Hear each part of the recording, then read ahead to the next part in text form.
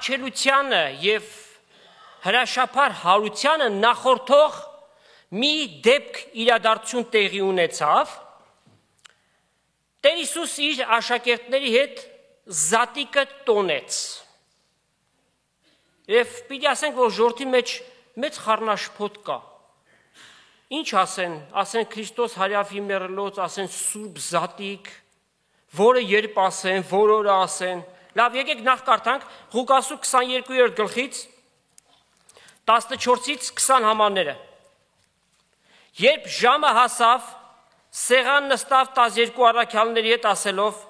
փափագելով փափագեցա այս զատիկը ձեզ հետ ուտեմ իմ չարչարվելուցս առաջ, քանզի ասում եմ ձեզ, թե այլ բնավ ասկե պիտի չուտեմ մինչև Աստծո թագավորության մեջ կատարվի։ Եվ գավաթ առավ, գոհացավ եւ ասավ, առեք սա ու բաժանեք ձեր մեջ, վասնզի ձեզ կսեմ, թե բնավ որդի բերքեն պիտի չխմեմ մինչև Աստծո թագավորությունը գա։ Հաց առավ, գոհացավ, կտրեց եւ տվավ նրանց ու ասավ, այս է իմ մարմինս, որ ձեզ համար տրված է, սարեք ինձ հիշելու համար։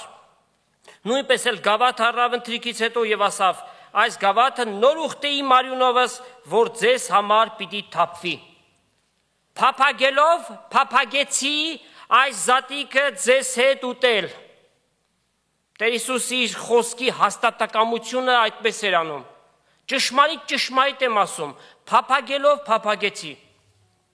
Սա Աստծո կողմից տրված մի տոն էր, որ վկայակոչում էր Աստծո մեծամեծ գործերը իր ժողովրդի համար ինչ որ կատարեց։ Հիսուսից 1500 տարիներ առաջ Եվ մեզանից 3500 տարի առաջ տեղի ունեցած դեպքի հիման վրա։ Պիտի տեղափոխվենք Ելից գիրքը, Ելից Exodus, կամ ռուսեն Իսխոդ, 12-րդ գլուխ, 1-ից 14 համարները պիտի կարդանք եւ բավական զուգահեռներ պիտի անցկացնենք։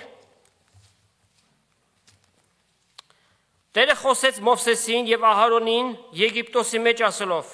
Այս ամիս ձեզ ամիսների սկիզբը լինի, ձեզ տարվա ամիսներու առաջինը լա, Իսրայելի ժողովրդին ասեք, այս ամսվա 10-ին ամեն մեկ իրեն գառնուկ մթող առնե, իրենց հայրերի տան համեմատ, այսինքն տուն գլուխ մեկ գառնուկ։ Եթե մեկ տունը մեկ գառնուկի համար քիչ կա, այն մարդը իր տան դրացի հետ հոգիների համրանքի համեմատ առնե, գառնուկի վրայով ամեն մեկուն իր կերածի չափ հաշիվրեք։ Ձեր գառնուկը անարատ լինի արու 1 տարեկան, ոչխարներից կամ այծերից առեք զայն, մինչև այս ամսվա 14-րդ օրը պահեք զայն, ապա Իսրայելի ժողովրդի բոլորը թող մորթեն զանիկա իրիկվա դեմ, անոր արյունից առնեն եւ տների երկու կողմերի դրանդիկների եւ վերևի սեմերի վրա քսեն, որ զանիկա ուտեն։ Միսը նույն գիշեր ուտեն, զանիկա կրակի վրա խորոված բաղարջով եւ լեղի խոտերով թող ուտեն։ Անկե հում կամ ջուրի մեջ եփած չուտեք, բայց կրակի վրա խորոված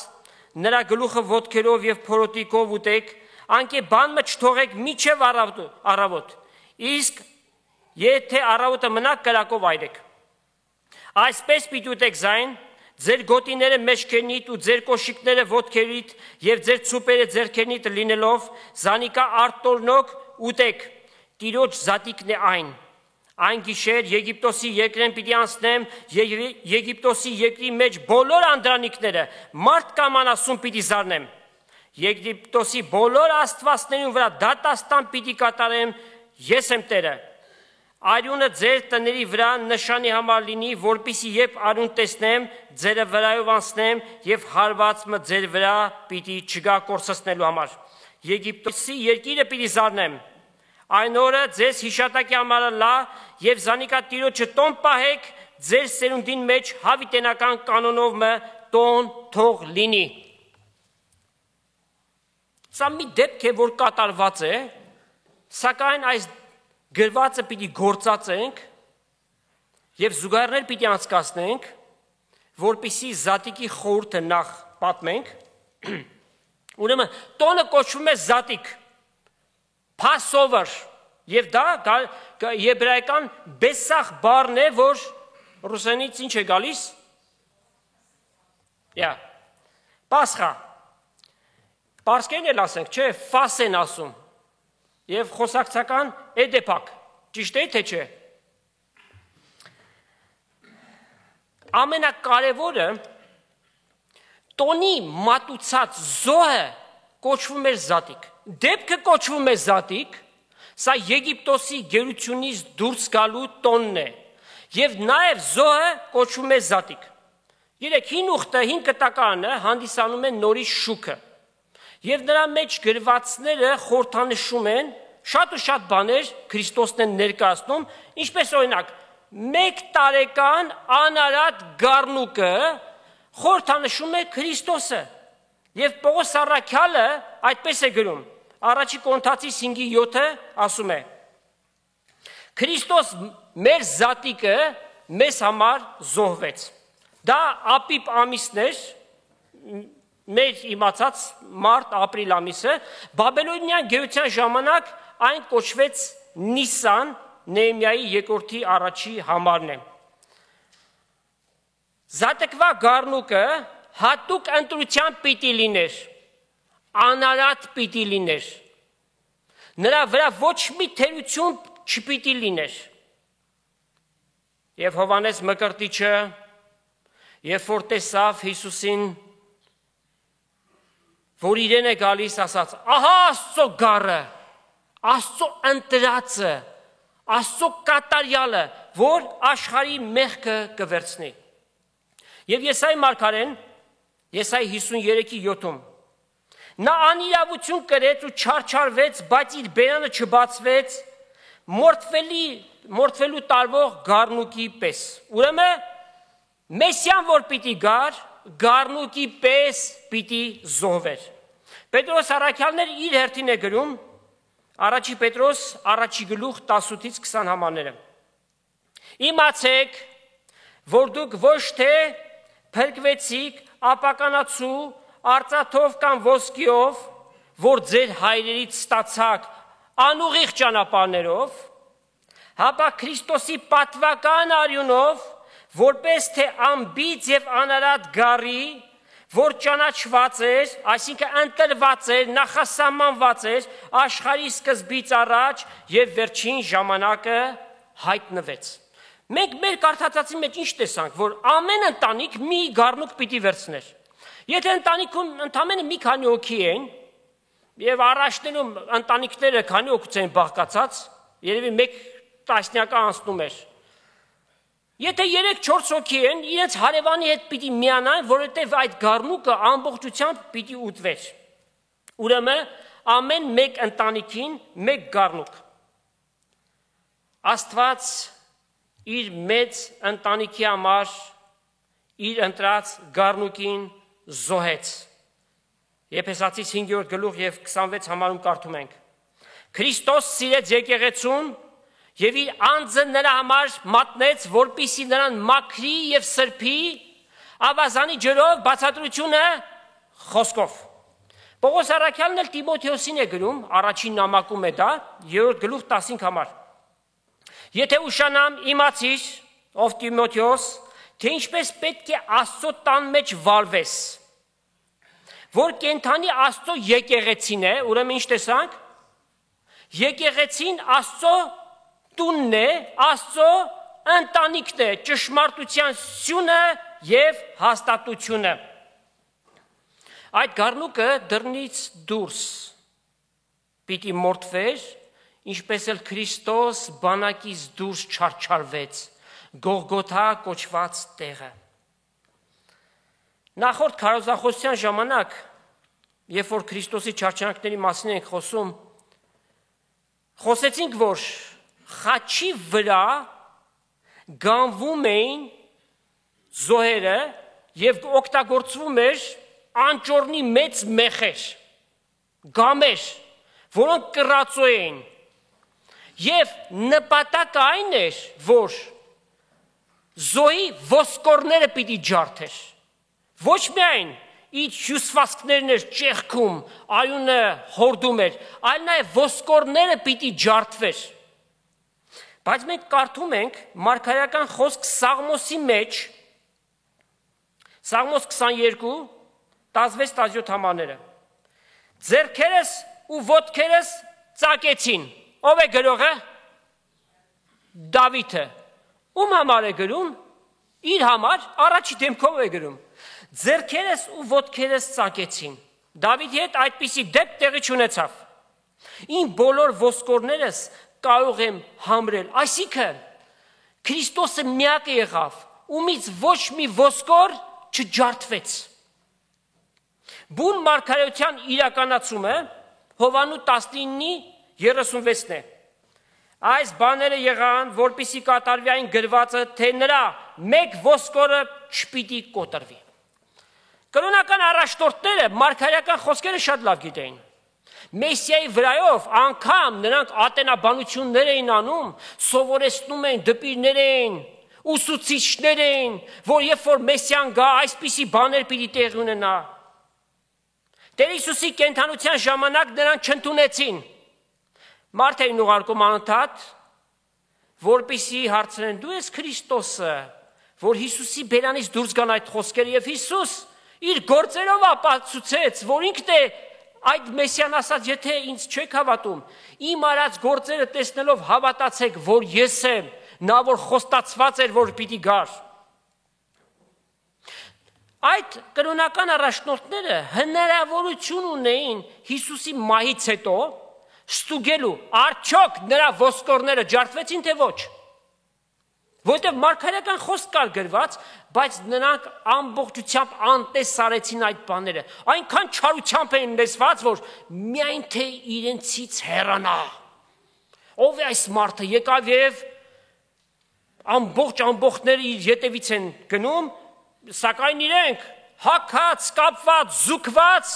եւ իրենց լսող չկա։ Սաղմոս 34:20 գրված է. նրա բոլոր ոսկորները կպահի, դրանցից մեկն էլ չպիտի կոտրվի։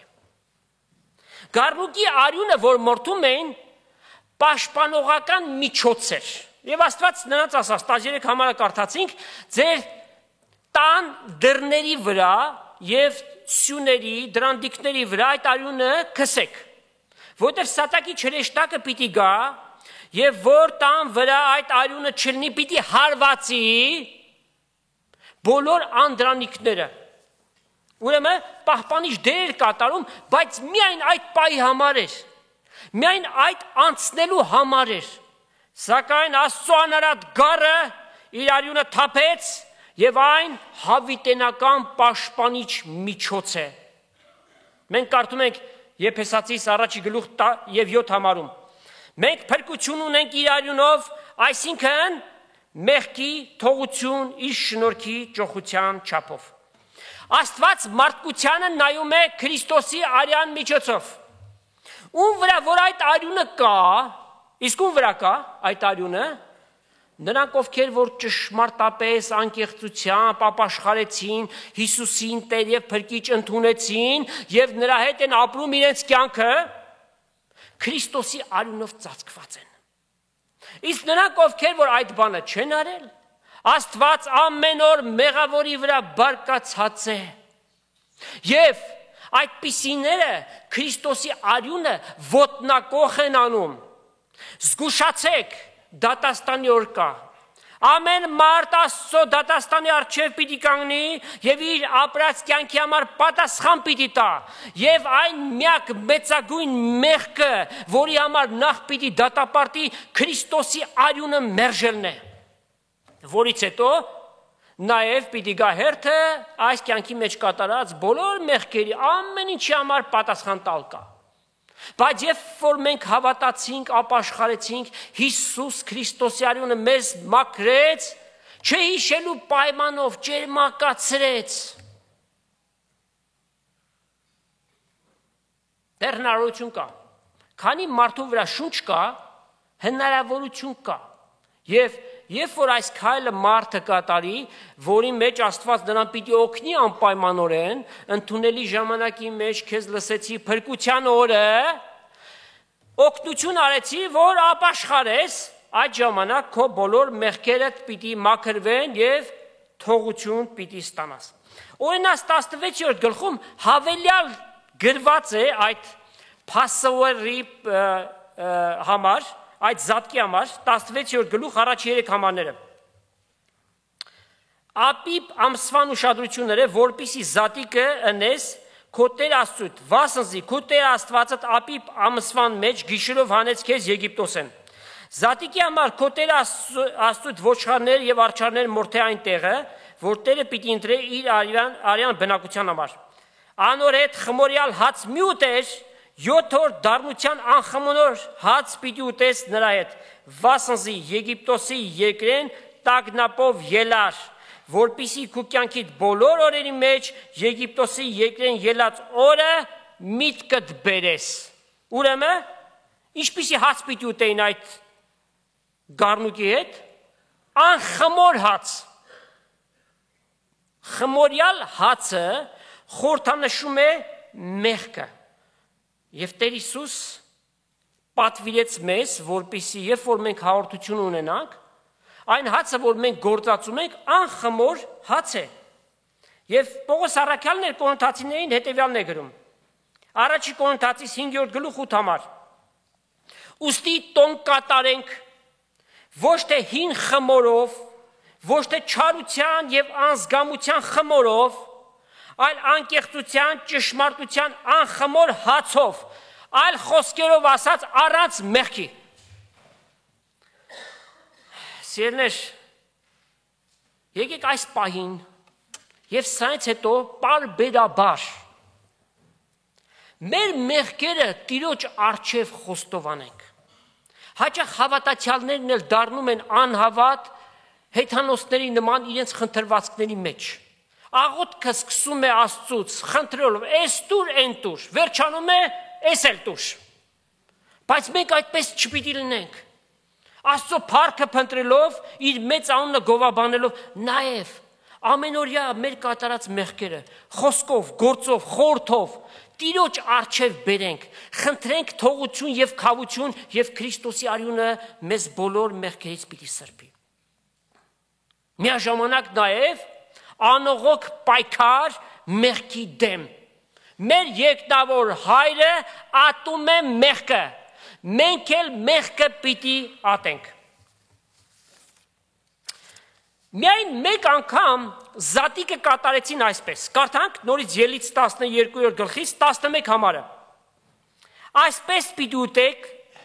զայն. ձեր գոտիները մեջքերնիդ եւ ձեր կոշիկները ոտքերնիդ եւ ձեր ցուպերը ձեռքերնիդ ըլլալով զանիկա արտորնոք կերեք։ Այսինքն արագ ձևով պատրաստված պիտի լինեք ելնելու, Աստված ձեզ պիտի հանի։ Համատությունը բերենք, մենք էլ մեր առաջին ճշմարիտ Զատիկը ունեցանք, երբ որ փոքր էիր, ձեր տանը Զատիկ էին անում, ձուն ներկում էին, այդ ժամանակ, երբ տեղի ունեցավ մեր առաջին Զատիկը, ի նկատի չունենք ավանդական այն ինչ որ ազգովի անում ենք, երբ որ մենք անկեղծությամբ ապաշխարեցինք, Զատիկի գարանը հաղորդ եղանք եւ արտորալով Աստված մեզ հանեց։ Մեզ հանեց սատանայի իշխանությունից, ինչպես Աստված իր ժողովրդին հանեց փարավոնի իշխանության տակից, մեզ հանեց աշխարհից, ինչպես Աստված իր ժողովրդին հանեց Եգիպտոսից, որպեսզի մենք Տիրոջը լինենք։ Կարդում ենք Կողոսացիս առաջի գլուխ 12-ից 14 համարները, լավ կլինի այս համարները անգիր սովորենք, գոհանալով Հայր Աստծուց, որ մեզ լույսի մեջ բնակող սուրբերի վիճակին մարսնակից անելուն արժանացրեց, որ մեզ ազատեց խավարի իշխանությունից սատանայի եւ իր սիրելի որդու թագավորությունը փոխադրեց, որով մենք ինչ ունենք, թողություն ունենք իր արյան միջոցով, Փառք Հիսուսին, մեզ ազատագրեց սատանայի իշխանությունից եւ այս աշխարհից մեղսալից ընթացքից։ Տերը մեզ սիրելներ Եգիպտոսից հանեց։ Զարմացաք։ Իսկ Եգիպտոսում էլ չենք եղել, ինչպես Եգիպտոսը ներկայացնում է այս աշխարհը։ Հետևաբար Աստված ասում է. «Ետ մի նայր, նա որ ձեռքը մահճի վրա կդնի եւ ետ կնայի, ինձ հարմար չէ», Տերը այդպես ասաց։ Չնայենք այս աշխարհին։ Այս աշխարհի ընթացքով չապրենք սիրելներ։ Աշխարհի մեջ, աշխարհից դուրս, մենք ծայրահեղականներ չենք, ինչպես ոմանք կարծում են, որ այս մարդիկ ինչ կյանքով են ապրում, մենք օթերի մեջ չենք, մենք իրականության հետ ենք ապրում, սակայն մեղքից դուրս, մեղքին հակառակ ձևով ենք ապրում։ Աստված իր ժողովրդին հանել էր եւ պիտի տաներ այն երկիրը, որ իրենց համար փափագելի էր, կայաթ ու մեղր բխող երկիրը պիտի տաներ, եւ դեռ իրենք հիշում են Եգիպտոսի սոխն ու սխտորը, սեղն ու վարունգը, երանի են տալիս եւ մոռացել էին, որ Եգիպտոսում իրենք խղճուկ ստրուկներ էին դարձած։ Փարավոնը որքան էր տիրապետում իրենց վրա։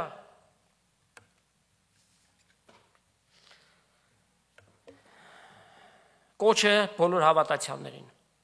Սիրելի հավատացյալ, Աստված քեզ այս աշխարհից ազատել է։ Այս աշխարհի իշխանը քո վրա իշխանություն չունի, քեզ իր հետ տանելու այնտեղ, որտեղ ինքը պիտի գնա։ Այդ իշխանությունը չունի։ Փորձություններ կյանքի մեջ բազմաթիվ պիտի գան։ Սակայն մենք Աստծո իշխանության տակ ենք, հետևաբար հետ չնայենք։ Այս աշխարհի բարիքները թող մեզ չձգեն այնպես, որ մենք մեր հավատքի կյանքից ընկնենք։ Մենք իմանանք որտեղից են գալիս եւ ուր ենք գնում։ Երկրորդ Կորինթացիս 5:2-ում գրված է. «Վասնզի Աստված նրան, այսինքն Հիսուսին, որ մեղք չգիտեր, որովհետև Հիսուսի մեջ մեղքի բնություն չկար։ Հիսուս անկարելի բան էր, որ մեղք գործեր։ Չէր կարող գործել, այդ բնություն ինքը չուներ, որովհետև մարդկային բնությանը, ադամական բնությանը ինքը հաղորդ չեղավ բոլորովին։ Աստված իրեն մեր փոխարեն մեղավոր համարեց, որպեսզի մենք իր միջոցով Աստծո արդարները լինենք։ Վերջին ընթրիքի ժամանակ Հիսուս առավ գինին եւ տվեց իր աշակերտներին, ասաց. «Արեք, խմեք, սա է արյունը նոր ուխտի, որ պիտի թափվի շատերի մեղքերի թողության համար, նրանք ովքեր որ հավատացին, այս արյան զորությունը իրենց համար փրկարար զորություն եղավ»։ Ուրեմն նշմարեցիք, բավական նմանություններ կա հին ուխտի զատիկի եւ նորի միջև, սակայն կան նաեւ անհուն եւ անսահման տարբերություններ։ Հինը ժամանակավոր անցողիկ էր, սակայն նորը հավիտենական է։ Այն ժամանակ անասուններին զոհ ու պատարակ էին անում, Հիսուս մեկ անգամ զոհ եւ պատարակ եղավ, եւ այլևս պետքություն չունենք պատարակ անելու։ Քրիստոս մեր զատիկը մեզ համար զոհվեց, միայն պիտի տոնակատարենք եւ հռչակենք այդ իրողությունը։ Ցավոք սրտի պիտի ասենք, որ մեր ժողովուրդը հոգևոր գիտության մեջ տգիտությամբ խփված է։ Եվ այսօր իրենց համար այս ամեն բաները զատիկի խորհուրդը միայն ձվեր ներկել հավգիտներ։ Ինչ գույնի, դրա վրա էլ մեծ վիճաբանություններ կա։ Հա կարմիր, անպայման կարմիր թող լինի։ Չէ, ոմանք ասում են, ես որ դարում ես ապրում։ Ամեն գույներով էլ ներկի, եթե կարող ես արվեստի գործեր էլ արա։ Ինչ խաբեություն է սա։ Ձունի ինչ կապ ունի զատիկի հետ, կա Սուրբ գրքի մեջ նման մի բան։ Դեռ ավելին, ոմանք պնդում են, որ անպայմանորեն պիտի կարմիրի լինի։ Եվ հեքիաթ են պատմում, հեքիաթ, եւ սա կղերականների բերնից ելածել է, որ Հիսուս երբ որ խաչի վրա մեռնում էր, մայրը զամբյուղը ձեռքին, որի մեջ ձվեր կային, գնաց խաչի տակ եւ այդ արյունից կաթած եւ կարմիրով ներկեց, հետեւաբար կարմիր պիտի անենք։ Զատկի հետ ինչ կապ ունի նապաստակը։ Հա? Արջուկ էլ թող դնեն, եթե երեխաներին ուզում են խաղացնեն։ Զատիկի հետ ինչ կապ ունի ձեռքին թել կապելը։ Ձեռքի թել կապի, որ քո բոլոր փափագներդ Աստված իրականացնի։ Սնխչիություն է սա։ Կարդում ենք Եբրայեցիս 9-րդ գլուխ 11-ից 14 համարները։ Բայց երբ Քրիստոս եկավ, գալու բարիքների քահանապետը, որ ավելի մեծ ու կատարյալ եւ անձեռագործ խորանով, այսինքն անով, որ ստեղծվածներ են չէ, ոչ էլ նոխազների եւ զվարակների արյունով, հապա իր արյունով մեկ անգամ սրբանը մտավ հավիտենական փրկություն ստանալով։ Վասնզի եթե ցուլերի, նոխազների արյունը եւ երինջի մոխիրը սրսկվելով պղծյալները կսրբե մարմնի մաքրության կողմից, այլ որ չափ Քրիստոսի արյունը, որ հավիտենական հոգու ձեռքով իր անձը անարատ պատարակ մատուցանեց Աստծո, պիտի սրբե մեր խճմտանքը մեռած գործերից կենթանի Աստծուն պաշտելու։ Օրհնյալ է Տիրոջ անունը։ Տեր Հիսուս խաչի վրա իր մարմինը լքեց, որպես զատիկ զոհ եղավ, եւ դրան հետևեց նրա հրաշափառ հարությունը, երրորդ օրը Հիսուս մեռելներից հարություն առավ։ Անհավատ մարդկանց համար Աստծո խոսքը ինչ բնորոշում ունի, ասում է, որ նրանց մտքերը հոգևոր կուրացած են, այսինքն նրանց ըմբռնողականությունը հոգևոր բաների համար գոյություն չունի։ Եվ այդպիսի մտքով ուզում են սխալ գտնել։ Ասում են, այդ ո՞նց եք ասում երրորդ օրը։ Ուրբաթ չեն խաչել։ Այ ուրբաթից շաբաթ 1, շաբաթից կիրակի 2 հաշվել էլ չգիտեք։ Իսկ մենք ասում ենք, որ տգետեք, քանի դեռ չեք ապաշխարի։ Եթե ապաշխարեք իմաստուն կդառնաք, որտեղ իմաստության սկիզբը որտեղ է սկսում։ Աստծո վախն է։ Այո։ Երրորդ օրը հարություն առավ, որտեղ օրերը հաշվում էր հետևյալ կերպ։ 5 շաբթի արևամուտից մինչև ուրբաթ արևամուտ առաջի օրն էր։ Ուրբաթից մինչև շաբաթ երկրորդը եւ շաբաթից կիրակի երրորդ օրը։ Հիսուս երրորդ օրը մեռելներից հարություն առավ։ Եվ այդ խաչը ոչ թե միայն փրկության զոհասեղան եղավ, անցյալ անգամ այդ մասին խոսեցինք, այլ նաև կամուրջ եղավ, երկրից դեպի երկինք, եւ այն դուռը, որ փակված էր Քրիստոսի մարմնով բացեց, երկնքի դուռը բացված է ամեն հավատացողի համար։ Տեր Հիսուսի գերեզմանը միակն է, որ դատարկ է։ Բոլոր գերեզմանները ոսկորներով լեցուն են եւ փթած են։ Հիսուսի գերեզմանը մինչև այսօր թափուր է, դատարկ է։ Հիսուս բազմիցս նախաձայնել էր իրեն սպասվող խաչի մահը եւ հրաշափառ հարությունը։ Այն կատարելապես իրագործեց։ Պատկերացրեք, եթե Հիսուս մեռելներից հարություն առաջ չլներ, հիմա մենք որտեղ կլինենք, մեր հավատքը որտեղ կվերջանար։ Եթե մեռելներից հարություն առաջ չլներ, մենք փրկություն չենք ունենա։ Հարությամբ ամբողջացավ փրկության ծրագիրը։ Կարդանք Առաջի Կորինթացիս 15-րդ գլուխ առաջի 9 համարները։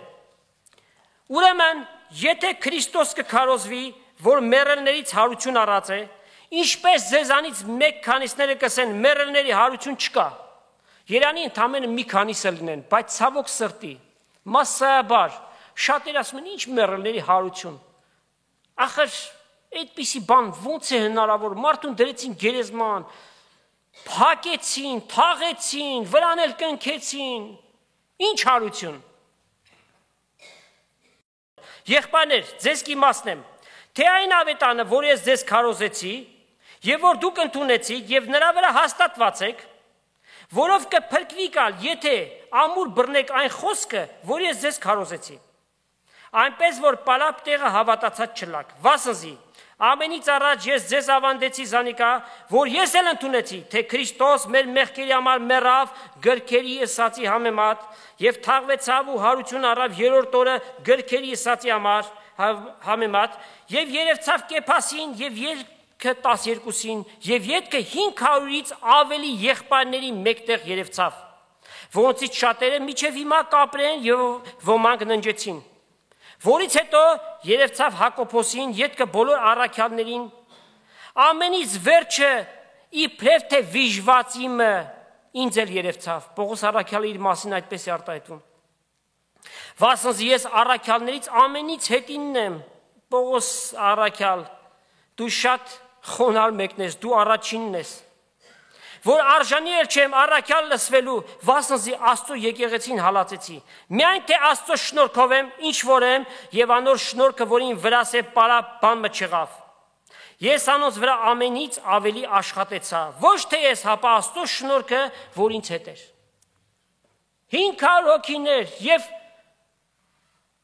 քանիսներ, ես դարի ընթացքում քանի միլիոնավորներ հավատացին այս ճշմարտությանը։ Այն որ բոլոր ժամանակների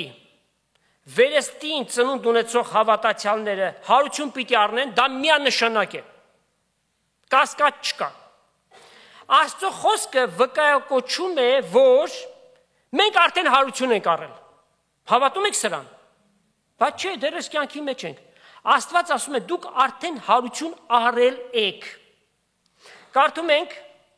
Կողոսացիս 2:12, թաղվելով նրա հետ մկրտությունով, որով նաև նրա հետ հարություն առանք Աստծո զորությանը հավատալով, որ նրան մեռելներից հարուցանեց։ Երբ որ Քրիստոսին ընդունեցինք, արդեն մենք մեռած վիճակից ողջացանք։ Եվ նաև երբ որ իրապես հարության օրը գա, այս մարմնից դուրս պիտի գանք հարություն հավիտենական կյանքի համար։ Ուրեմն մենք ունենք դիրքային հարություն հենց հիմա, եւ այն խոստումը պիտի իրականանա, եւ Հիսուսի ասած խոսքը 100%-անոց է, ասաց. ես եմ հարությունը եւ կյանքը, ով որ ինձ հավատա, թեև մեռնի, պիտի ապրի, Հովանու 11-րդ գլուխ եւ 25 համար։ Մարդը երբ որ մահանում է, ասենք հավատացյալ, ինչ է տեղի ունենում։ Իր հոգին եւ անձը դուրս է գալիս մարմնից։ Հնարավոր է, որ հոգին մարմնից դուրս գալուց հետո այստեղ այնտեղ շրջի։ Հա? Ոչ եւ դարձյալ ոչ։ Սիրելի հեռուստադիտողներ, ձեր ականջներին օղ արեք սա, որպեսզի ձեզ չխաբեն։ Տեր Հիսուսի հարությունից հետո եկի վրա հայտնվելը բացառիկ մի բան էր, նա մարմնով հայտնվեց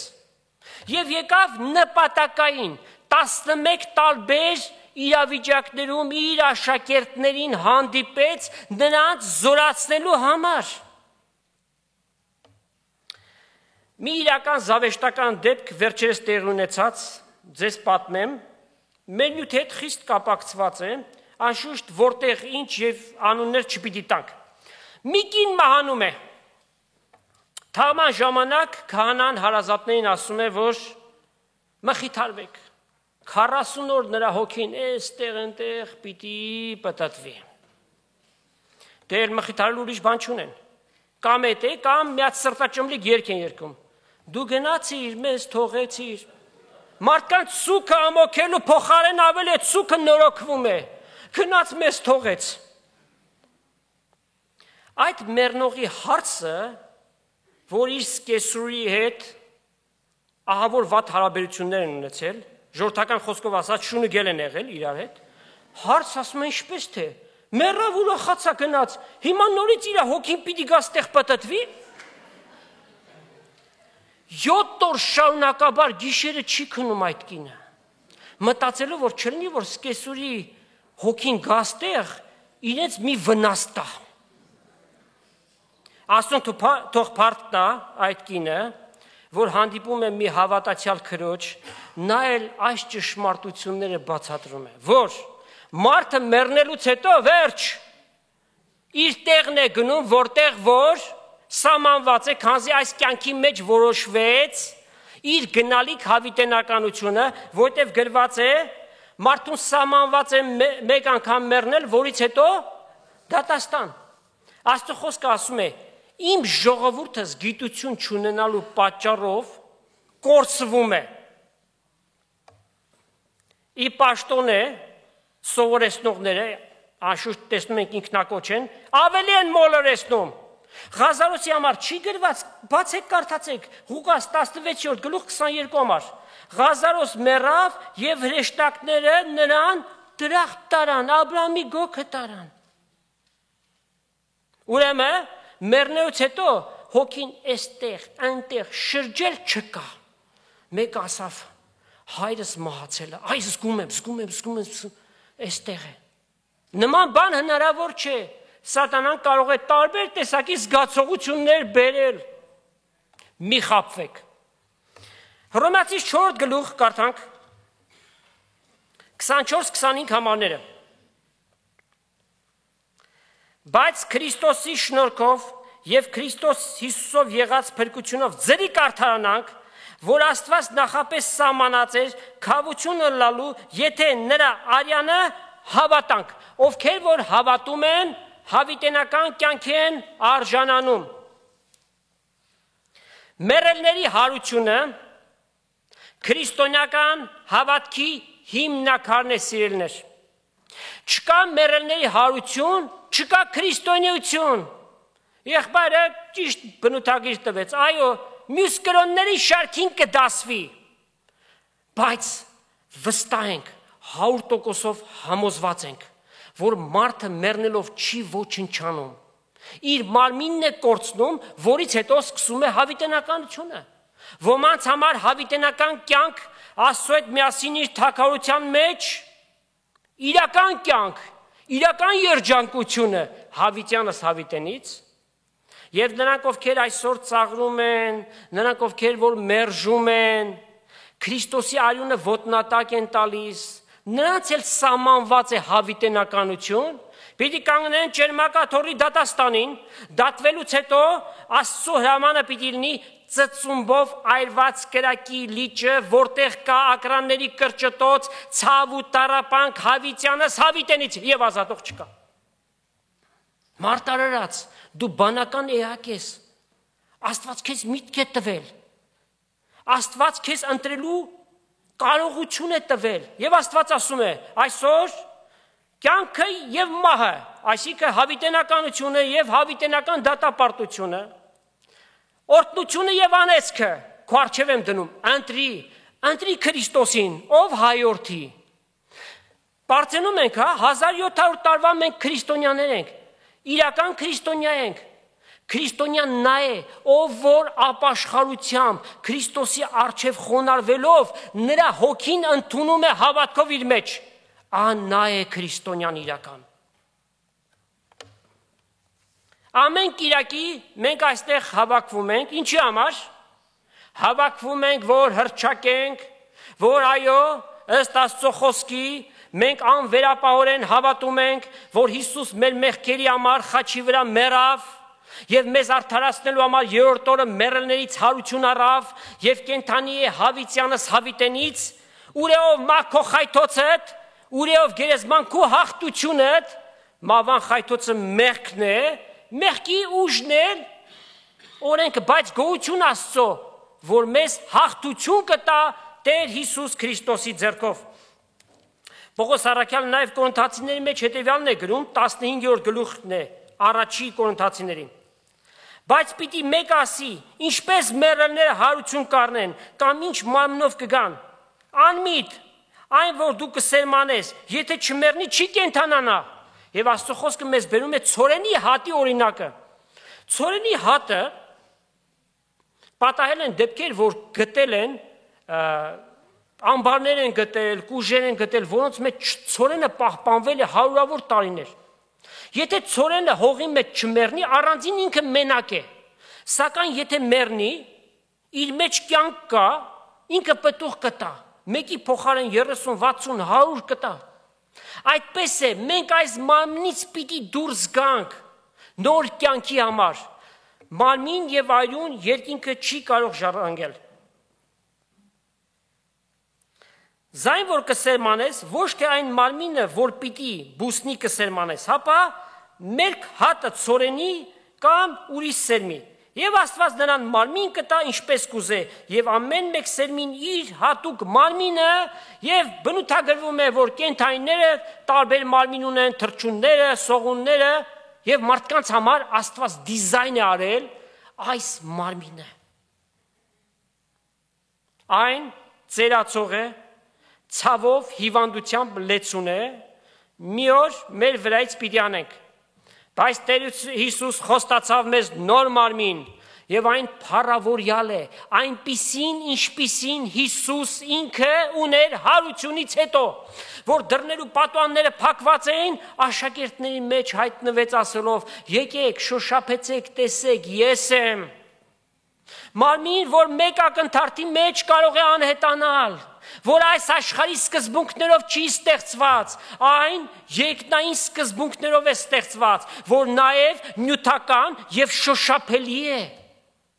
Եվ պատահական չէր, որ ձուկ եւ հաց կերավ Տեր Հիսուս, ցույց տալու համար այդ մարմնի զորությունը։ Մեծ ավետի սերներ, մենք մի օր այդ մարմինը պիտի հագնենք։ Այսօր դու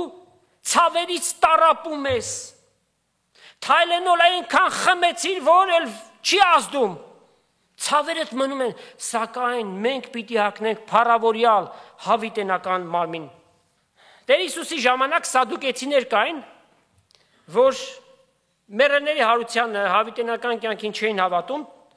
ծաղրում էին Տեր Հիսուսին։ Պողոս առաքյալը Աթեն գնաց, աթենացիներին քարոզում էր մեռելների հարություն, հենց մեռելների հարության մասին լսեցին, ասին քեզ ուրիշ անգամ կլսենք։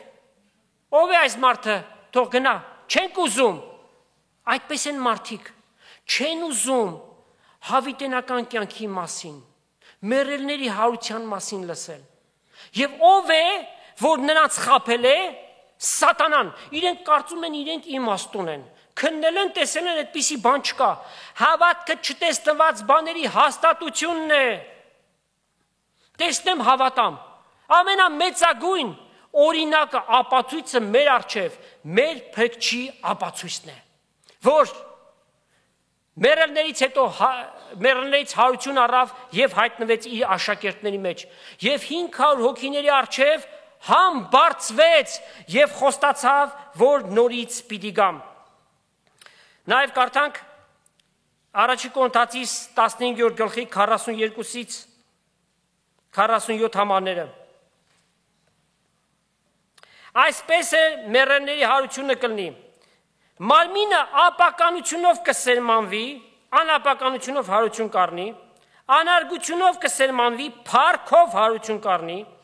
տկարությունով կսերմանվի, զորությունով հարություն կառնի, շնչավոր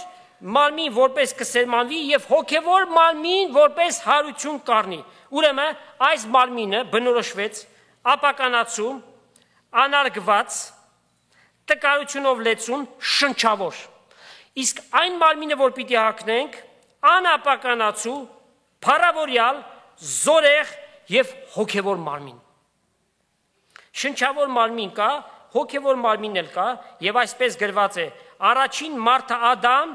կենթանի շունչ եղավ, վերջին Ադամը Քրիստոս կենթանարար հոգի։ Բայց ոչ թե առաջ հոգեվորը, առաջ շնչավորը, հետո հոգեվորը։ Առաջին մարդը երկրեն էր, հողեղեն, բայց երկրորդ մարդը Տեր է, երկնքեն։ Եվ լավ իմանանք, որ մարմին եւ արյուն երկինք չպիտի գնա։ Այս մարմնից մի օր պիտի բաժանվենք։ Բոլոր մարդկանց համար հարություն կա սիրելներ։ Ոչ միայն հավատացյալների համար, այլ նաեւ չհավատացողների համար էլ։ Ոչնչացում չկա, ինչպես աղանդավորները տնից տուն, դռնից դուր շրջում են եւ մարդկանց խաբում են, այդպիսի բան չկա, ոչնչացում չկա, մարդը հավիտենական էակ է, հավիտյան պիտի մնա։ Սարսափելի բան է կենթանի Աստծո ձեռքը ընկնելը։ Առանց Քրիստոսի հոր Աստծո առջև ներկանալ սարսափելի մի բան է։ Հետևաբար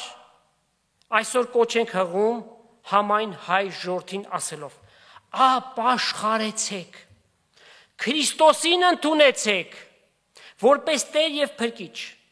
Նա ձեզանից ամեն մեկի համար անհատապես խաչի վրա մեռավ, ձեր մեղքերը իր վրա վերցրեց եւ արդարացնելու համար հարություն առավ։ Հավատացեք այս ճշմարտությանը, որպիսի դժոխքից տեղափոխվեք դրախտ, հավիտենականություն, Աստծո թագավորության մեջ։ Տերը թող ձեզ իմաստություն տա։ Մենք հարություն առանք սելներ, որպիսի այս կյանքի հարուցյալ կյանքի մեջ պտտենք։ Այդպես է գրված Կողոսացիս 3-րդ գլուխ առաջի 3 համարները։ Արդ եթե Քրիստոսի հետ հարություն առանք, ուրեմն վերի բաները փնտրենք, ուր Քրիստոս կնստի Աստծո աջ կողմը, վերի բաների վրա մտածենք, ոչ թե այս երկրի վրա եղողների։ Սա ասել չէ, որ օրվա պետք եղած բաները չանես, ընտանիքիդ հոգ չտանես։ Ասել է, թե